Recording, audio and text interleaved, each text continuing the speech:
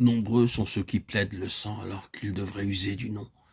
Contre l'ennemi, c'est le nom qui est la grande ressource du croyant, principalement dans les questions de service. Le nom va plus loin que le sang. Dans ce sens particulier, je dis bien dans ce sens particulier qu'il se rapporte à l'autorité de Christ sur l'ennemi. C'est le sang qui enlève à l'ennemi le terrain qu'il pourrait exploiter dans un but d'accusation et de condamnation. Mais c'est le nom du Seigneur Jésus qui est l'arme grâce à laquelle, dans tous les domaines, l'autorité de Satan est réduite à rien. Du moins, en est-il ainsi pour ceux chez lesquels le péché et la chair ne sont plus au chemin. Ce n'est pas assez, en effet, d'en avoir fini avec la question du péché. Ce qu'il nous faut, c'est une position d'autorité sur les œuvres du diable. Non pas dans notre propre vie seulement, mais dans les situations qui nous entourent. Car son action sur la terre se manifeste partout. Or, c'est précisément dans le nom que nous trouvons cette puissance.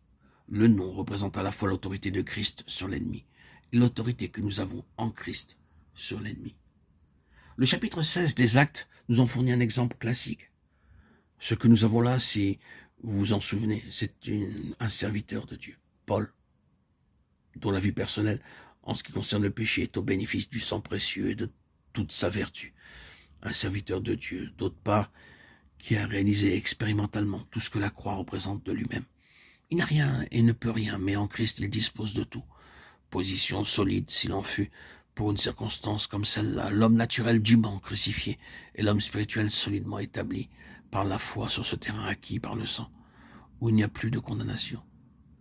C'est dans cette situation-là que Paul trouve l'ennemi activement à l'œuvre au dehors. Il regarde au Seigneur, il prend patience, il attend son heure pour intervenir dans cette affaire, se gardant bien d'y tremper de lui-même en aucune façon. Pendant plusieurs jours, même bien des jours, il attend que Dieu lui fasse comprendre que le moment est venu pour lui d'agir. Et alors, au nom de Jésus-Christ, il ordonne à cette activité satanique de cesser.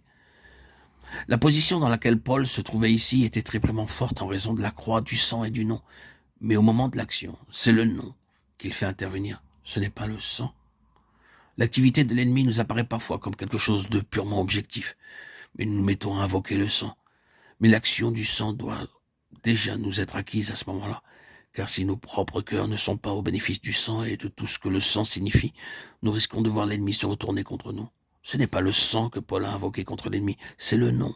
Il est entré en ligne au nom de Jésus-Christ.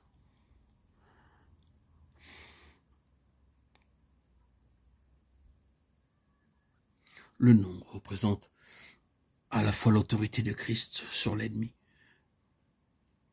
et l'autorité que nous avons en Christ sur l'ennemi.